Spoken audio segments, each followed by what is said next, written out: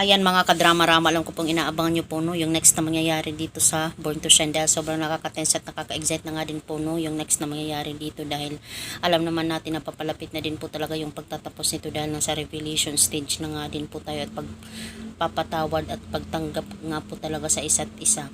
At alam naman po natin mga kadrama na yun lang naman po talaga yung hiling ni Aling Amelia na talagang mapatawad siya ni Jenny, matanggap siya bilang isang lola bago daw siya mamatay. At dahil nga po talaga dito mga kadrama ay mangyayari po talaga yun mga kadrama, pero alam naman po natin na mayroon muna talaga silang pagdadaan ng matindi bago po talaga mangyari ito, bago natin makita yung picture na ito.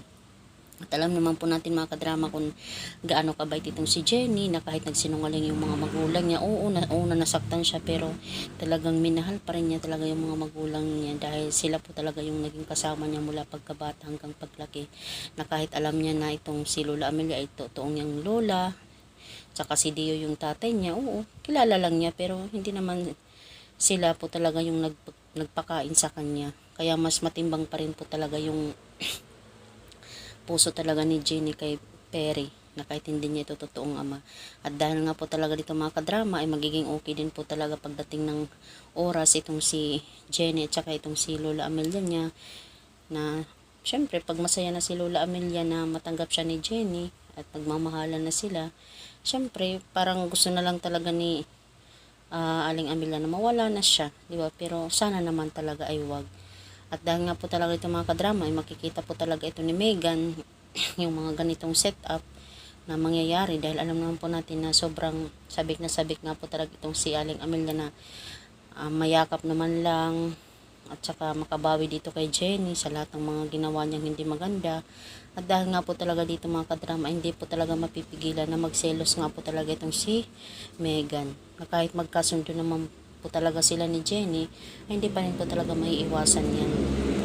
Pero wala na po talagang magagawa si Megan kundi tanggapin na lang po talaga yung kapatid niya na si Jenny dahil malaki naman talaga yung oras na ibinigay talaga ni Lola Amelia sa kanya kaysa kay Jenny na ngayon lang nakilala. Sana talaga ay magbigay naman po talaga ng oras or space itong si Megan dito kay Jenny.